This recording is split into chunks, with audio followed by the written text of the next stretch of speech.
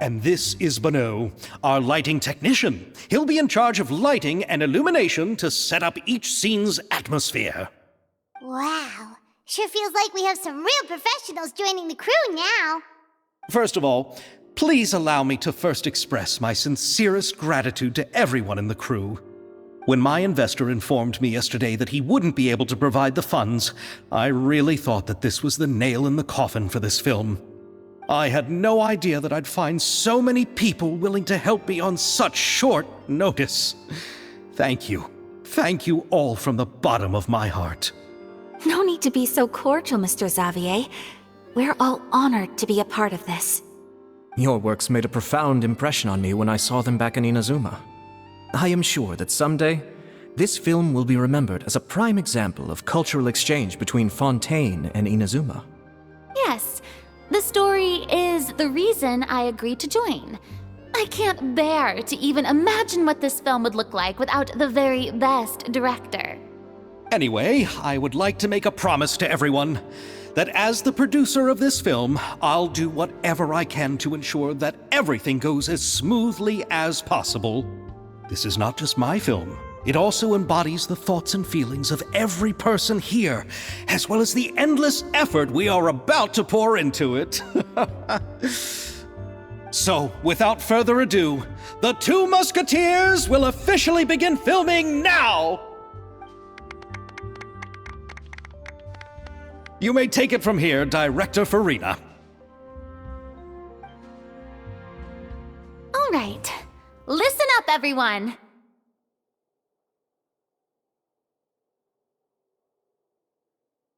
The first scene takes place when the two young musketeers are living at the Baron's home, still unaware of all that is about to happen to them. We'll need props and lighting to set the scene. Our lead actors can go get their makeup done, and extras, please take this time to go over your positions. Whoa. Seems Farina's really kicking things into gear as the director. Is everyone clear?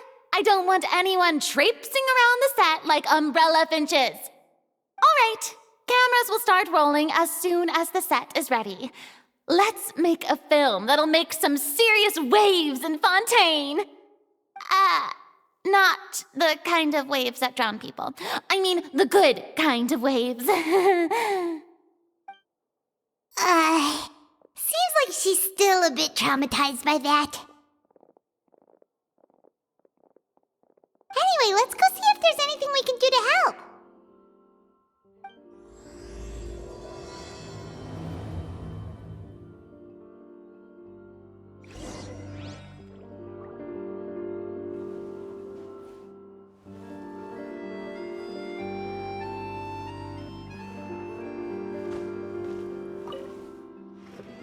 How about here? A little more to the left. You got it. Hey, Yoimiya, do you need a hand? No, I'm fine. You know, doing the lighting is kind of like designing a fireworks show. It's interesting to imagine what kind of atmosphere the lights will create. I heard that the Traveler will be operating the camera and Paimon will be the clapper loader, right? Those roles are just perfect for the two of you. Really? Is that because it'll be easy for Paimon to hold the clapperboard while flying?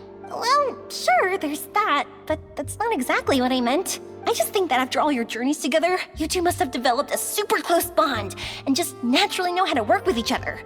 If I'm not mistaken, the director will want the cameras rolling as soon as the clapperboard goes clack. Oh, I see. It's amazing to see the magic behind filmmaking. Yoimiya, we need lights over there too. Oh, on it! I've got to get back to work. Chat with you later. Oh, it's exciting to see so many people working together to bring the film to life. Seems like Yoimiya's really getting into it. But she was right. We do have a super close bond. Don't... Paimon's really happy to hear that.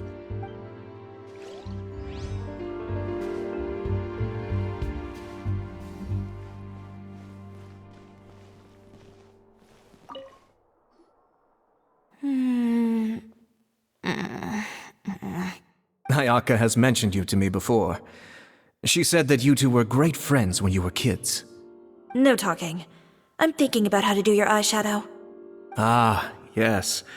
To help me really look the part. To achieve a more young and naive look for this scene. Are you saying the wrinkles around my eyes are too deep? You just have too much of a calculating look in your eyes. You sure don't mince your words. It seems you really haven't changed much. Quiet.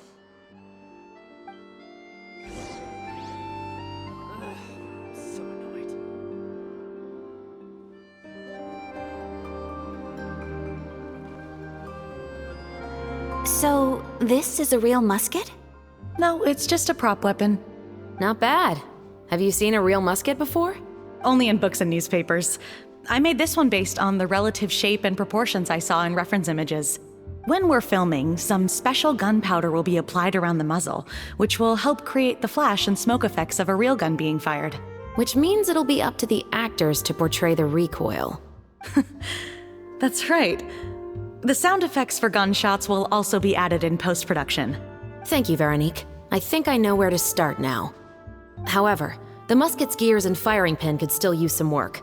Adding some wear on the metallic components will make them appear more realistic. Also, be sure to rub the muskets with some oil each time before we start shooting. That'll give the impression that the firearms have been well maintained. Good point. You seem to know a lot, Miss Chevres. I assume you use these types of firearms on a regular basis? Yes, I perform routine maintenance on my weapons every day. Just like we as people need to eat and sleep, muskets need to be cleaned and maintained.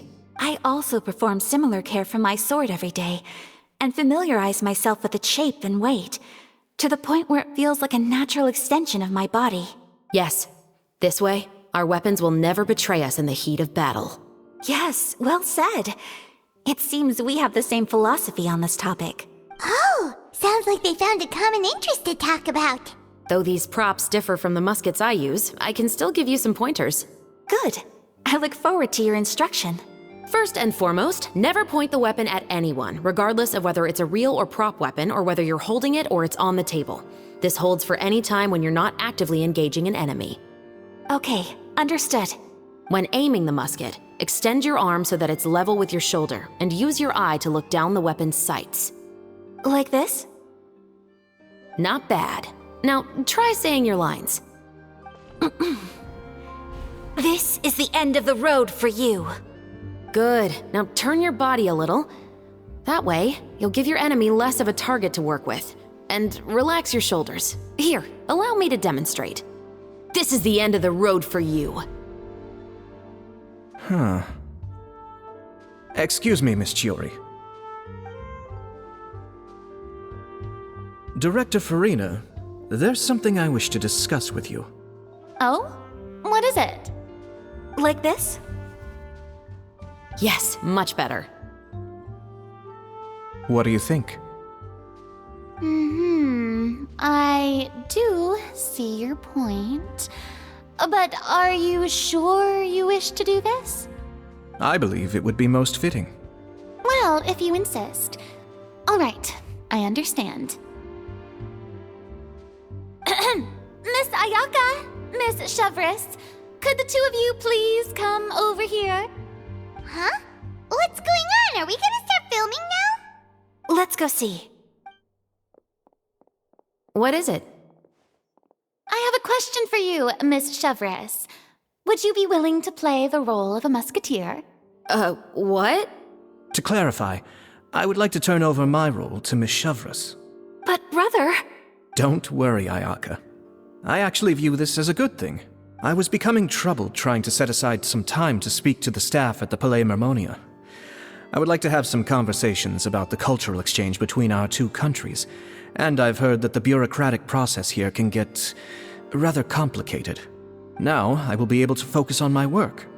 Besides, you also know that I'm not really one for public performances. Are you really sure? From a director's point of view, I also felt like the relationship between the two musketeers in the original story could be improved. The older brother in the story plays the lead role with his overbearing character, but this causes his character to overshadow that of his sister, and the theme of the two supporting and relying on each other isn't conveyed very well. But if we were to change the siblings to two sisters of a similar age, then that aspect of the story might come through more clearly. Also, I've seen you instructing Ayaka. That cold and dignified personality is exactly what we need for the older musketeer. Of course, even with all these insights, the decision should still be made by Miss Chevreuse. Chevreuse mentioned that she really likes the story, right? Paimon bets that she'll take the role. All right, I'll take the role. Good. It's decided then. I'll get started on making edits to the script. We'll also need to make some immediate adjustments to the lighting, props, and costumes. I have a feeling that our adaptation will be even better than the original story. You're doing a great favor for me, Miss Chevreuse. You have my gratitude. Don't mention it. I like this character, so if anything, I should be the one thanking you. Well, since my brother is the one who brought up the idea, I suppose there's no need to worry. Let's go, Miss Chevreuse. I look forward to working with you. Please, just call me Chevreuse. Seems like you're really going out of your way to solve the problem I was having with your makeup. Surely you jest, Chiori. I assure you that I was mostly motivated by a desire to spend more time on formal business. Oh, come on. You really think I'd buy that? According to what I've heard from Ayaka, her brother is someone who can juggle 10 different matters at the same time. I'm sure you have other reasons for backing out. Perhaps. Ayaka always said she wanted to go out and see more of the world, just like the Traveler. But I feel that she needs not only to see other nations, but also to make some different kinds of friends. I think it would be harder for her to make new connections with me constantly by her side. I would like to give her some space. All right, go on. Spoil her some more. Ayato, it's too bad you're stepping down from the role. Paimon really wanted to see you act as a musketeer. No need to poke fun at me. I'd wager that you also felt that I wasn't the best candidate for the role. It's a little hard for Paimon to imagine you saying those lines. Yes, I've made an appointment to meet some people from the Palais Mermonia. Now, I will have some more time to prepare. Traveler, get the camera ready. Paimon, get the clapperboard. Actors, to your positions. We're about to start shooting the first scene. Go on now. And please take good care of Ayaka. Yep, don't worry. Thank you. I look forward to seeing the film when it's finished. All right, now that we're all here, let me help set the scene for everyone. The first scene takes place when our two main characters are still living at the Baron's estate. They've been ostracized and verbally abused by others in the household, but they still have no idea why. We want to capture how naive and innocent they are despite their pain. Chevreuse will be playing the role of the older sister, Tulip, and Ayaka will be the younger sister, Iris. Be sure to get close-ups of the main characters at the right moment. Silence on the set! Lights! Camera! Action! Let's go! Tulip, Mother's been out for quite a while now. Perhaps she went to pick some flowers on the way home. You know how she loves flowers. Iris, Tulip! I'm home! Mother! You were out for so long, we were beginning to worry about you. I'm sorry, but I'm back now, safe and sound. Here, I brought your favorite treat, apple turnovers. Mother, what are those bruises on your hand?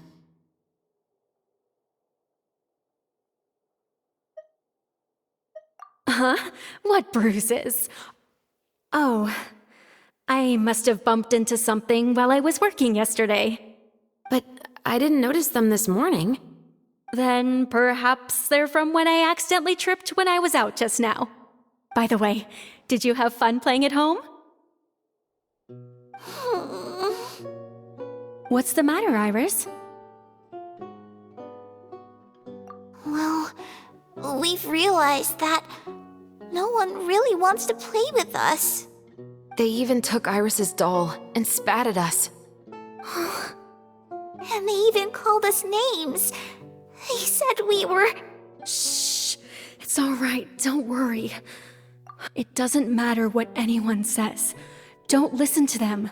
No one can define you with such words.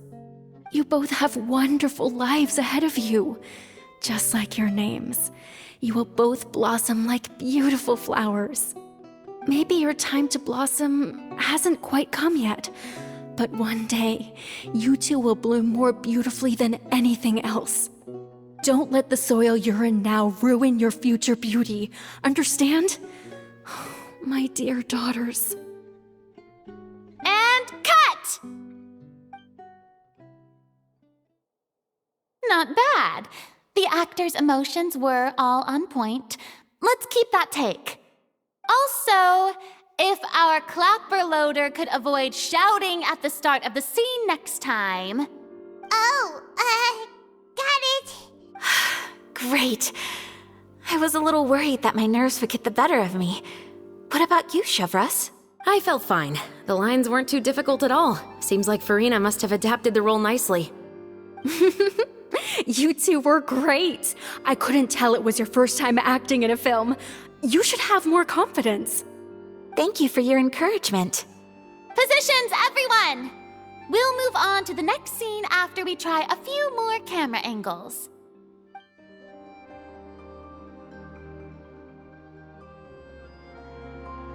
This scene is when our two characters return home, only to discover their mother has been murdered. Ready? Lights! Camera! Action! Mother, we're back. Mother?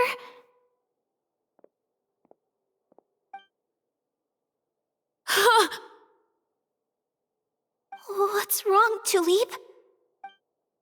Iris, stay away! Huh? Why? What's... Mother! Mother... She's...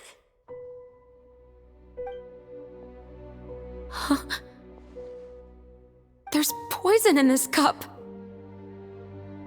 Huh?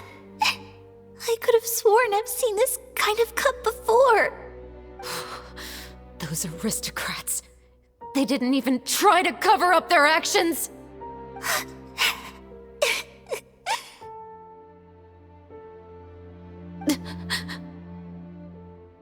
Iris, we need to leave this place. Leave? But now that Mother is gone, where can we even go? Anywhere. All I know is that we can't stay in this house. But are we just going to let them get away with this? We'll have our revenge, I promise you. Just not right now.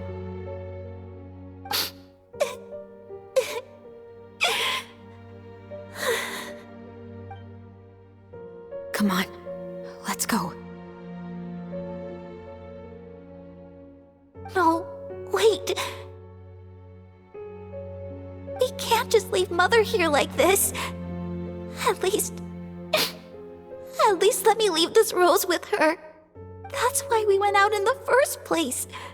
To buy her this flower. All right. Goodbye, Mother. We'll avenge you. Someday. And cut! Beautiful! Great performance! Oh my, you're so amazing, Ayaka! And were those real tears I saw? How did you do it? I was surprised too. Thank you for the kind compliments. Actually, as soon as Director Farina said action, I told myself not to think about anything. I just felt the weight of the moment and became the character. It's quite similar to practicing the art of the sword. You clear your mind and focus only on what's happening in front of you. Ayaka's performance was amazing. Have I discovered an acting prodigy? Pipe down, everyone! We need to move on to the next scene!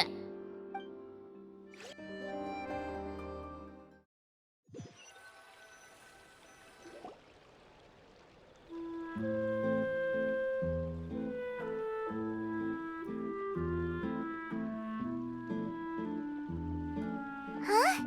Are we done already? But Paimon wants to keep playing with the clapperboard. How do you feel, Traveler? Is your arm sore from holding the camera all day? Good work, you two.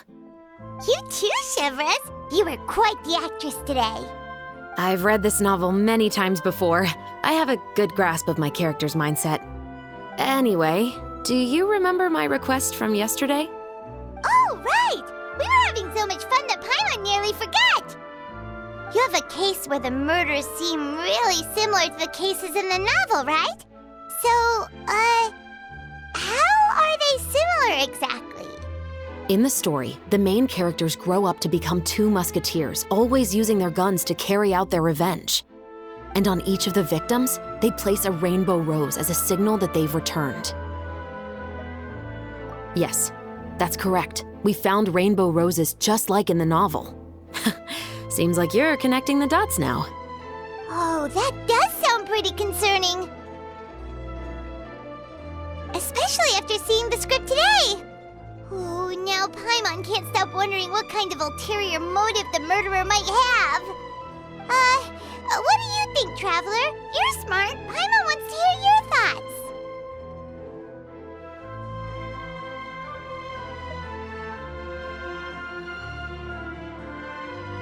Good. On behalf of Fontaine's Special Security and Surveillance Patrol, thank you for your dedication to justice. There's no time to lose. We should start investigating right away. Follow me. Huh? Right now? But we just got done filming all day. Paimon's so tired. The most valuable intel always comes after nightfall. They are like small, remote islands in the middle of the sea. If you don't stay vigilant, you will pass right by them in the fog. That's how one of my favorite books always puts it, at least. So, where are we going right now? Let's start by checking out some workshops that sell mechanical components. If the culprit is making their own weapons, it's very likely that they'll visit those sort of places.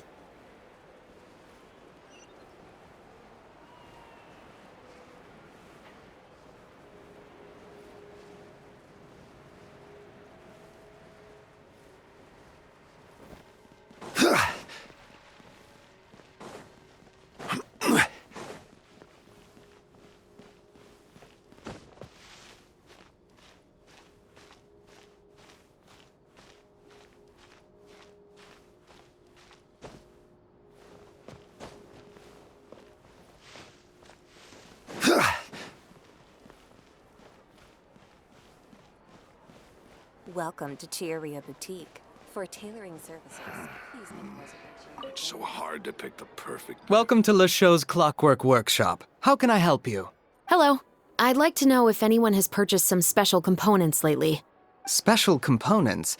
Sorry, could you be more specific? I mean the kind of components that aren't typically used for clockwork toys, but for firearms.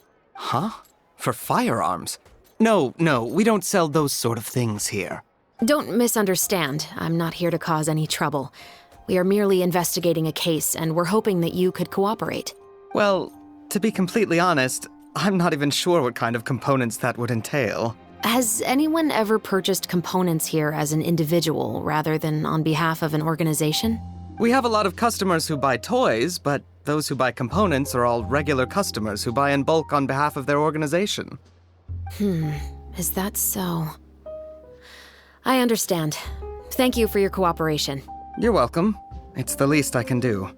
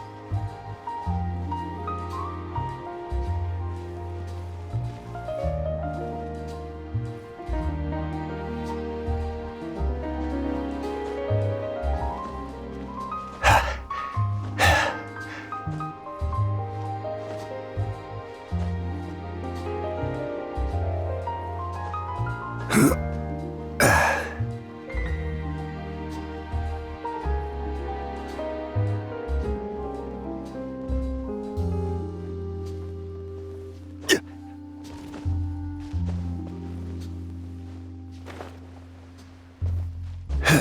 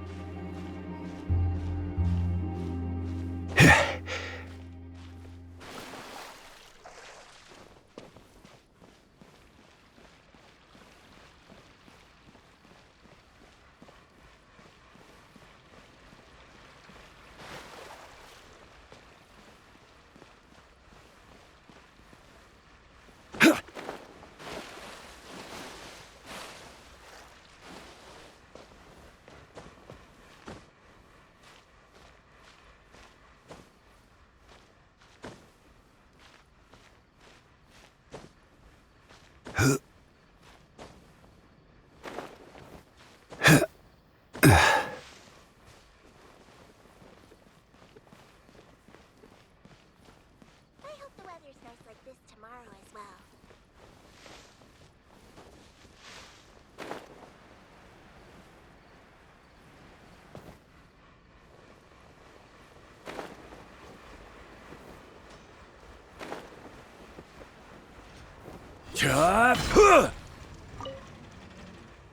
Oh, hey, Chevrolet. Run out of oil for your musket again?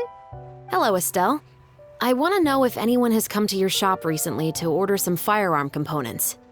Oh, is this another case? Let me think.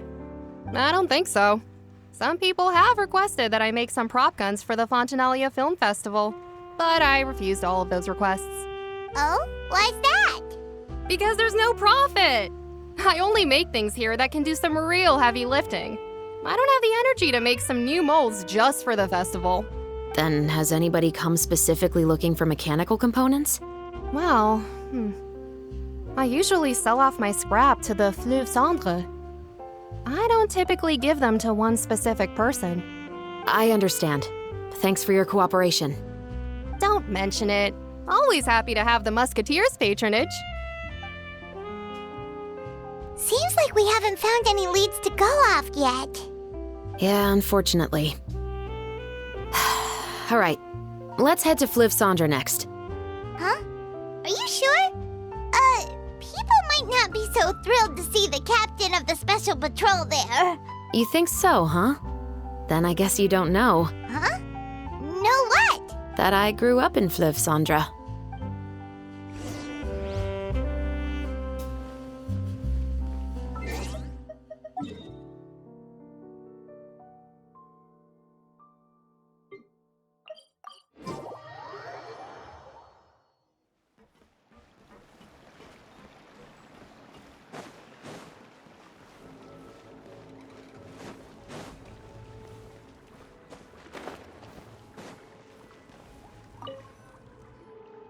What's all this?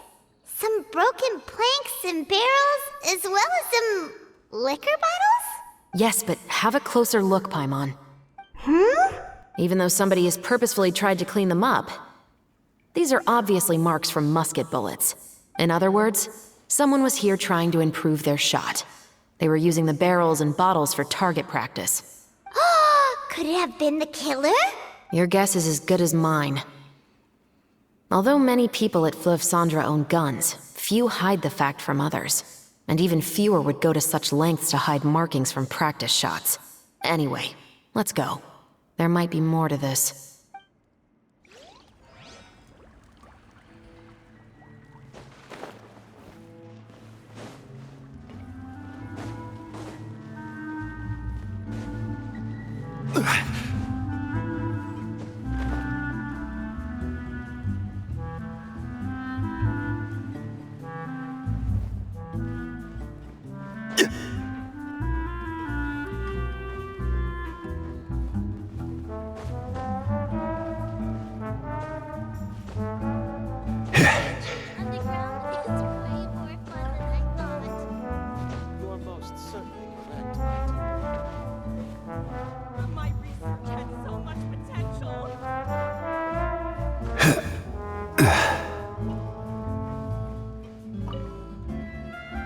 Hello, I'd like to ask some questions. I don't know anything. Don't worry, I'm not here to arrest anybody. You say that now. It's the truth. Here, take this as my guarantee. Wait, did Paimon just see what she thinks she saw? Is the captain of the Special Patrol bribing a citizen? Seems you're different from the other guards. What do you want to know? Have you heard anything related to muskets in Fleuve Cendre lately? Anything at all? Muskets, huh? All I know is that about 2 weeks ago, we started hearing some loud noises at night. So loud that it's been waking me up. Were they gunshots? Possibly. It's hard to tell around here. Someone's house collapsing, a pipe exploding somewhere, it's all the same.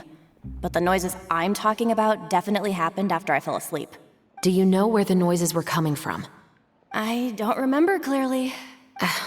Is it that you don't remember, or that you need to think about it some more? You tell me. Then please, think about it some more. She's giving her even more Mora!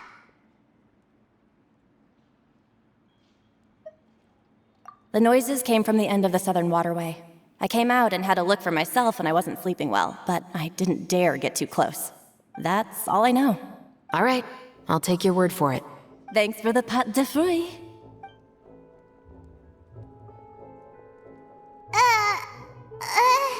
No need to be surprised. I grew up here, remember? I know how to get people around here to talk. Seems you catch on pretty quick. Now then, let's keep going.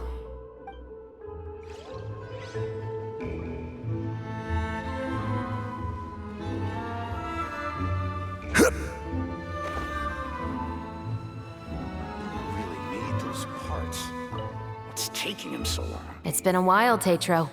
Please, just get on with your request. I want to know if you've heard anybody talking about muskets lately. Information isn't free, you know.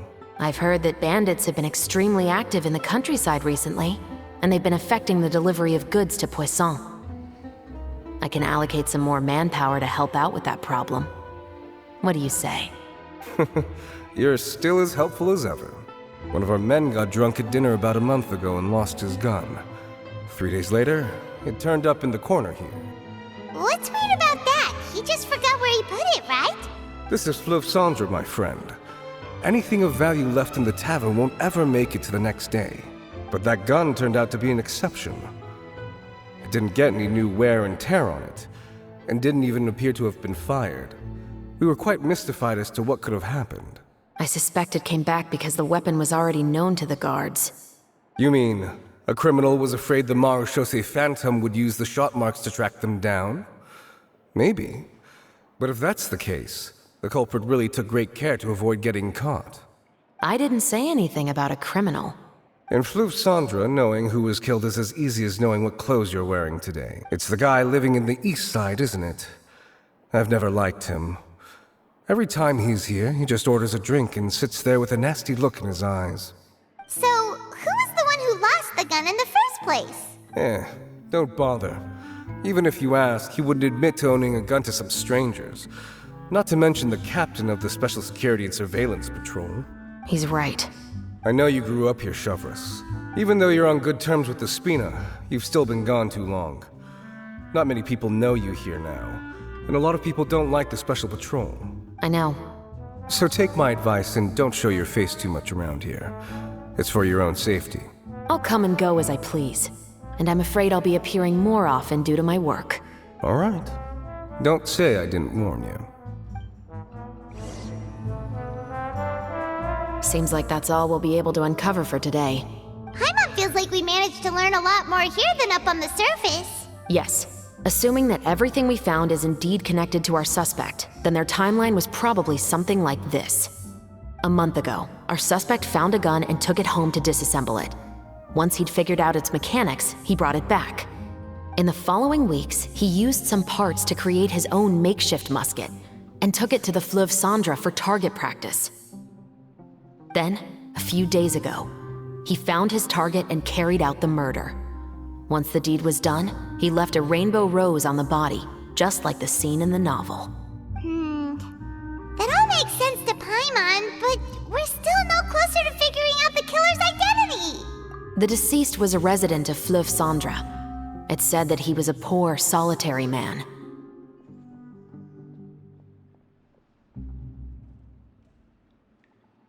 Yeah, that's also something I'm trying to figure out.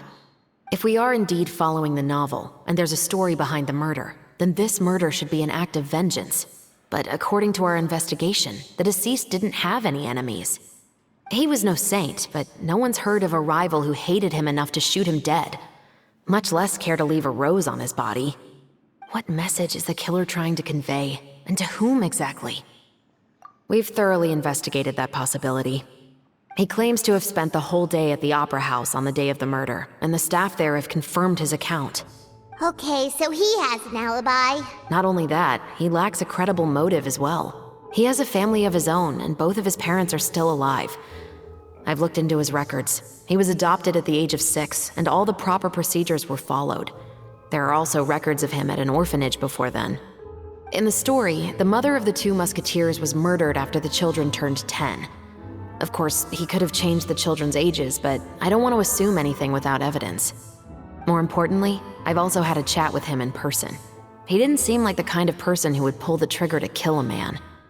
Then, what should we do now? We have all this new information, but it doesn't help us move forward. Investigations take time. I didn't expect us to catch the culprit in just a single day. How about this? Let's spend the next few days filming with the crew. We can continue the investigation once we're done with the film. I'm sure that given time, new leads will present themselves. Wait, but weren't you saying Intel is like small, remote islands in the middle of the sea just a moment ago? Wouldn't you just miss them if you were to stop looking? Ah, but the book had more than one reference to the islands, Paimon. Oh? What else did it say then? As long as you spend enough time sailing through the fog, you'll eventually come across an island.